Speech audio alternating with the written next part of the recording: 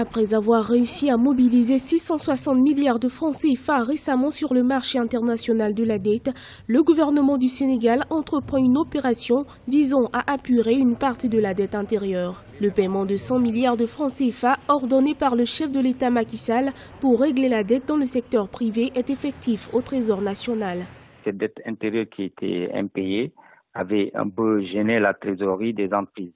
Donc, il y a un processus de relance économique dans la mesure où les entreprises pourront honorer leurs commandes, pourront donc procéder à des activités ultérieures à travers donc les carnets de commandes que les chantiers divers vont leur demander. Selon les estimations, le service de la dette du Sénégal représente aujourd'hui 2 points de croissance du produit intérieur brut. Et bien qu'il soit encore loin du ratio de 20% du budget, le Sénégal, pays membre de l'UEMOA, l'Union économique et monétaire ouest-africaine, dispose d'un stock de dette en deçà de la norme communautaire de 70% du PIB, ce qui lui permettra d'atteindre ses objectifs de croissance à court terme et de les rembourser. Actuellement, le taux d'endettement du Sénégal est à 57% environ du PIB.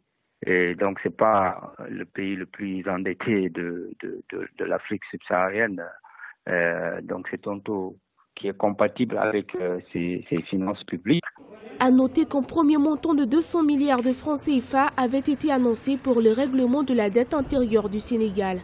Les efforts du gouvernement en termes de renforcement du partenariat public-privé constituent pour plusieurs analystes l'élément catalyseur permettant de soutenir l'essor du secteur privé et stimuler le développement socio-économique sur le long terme.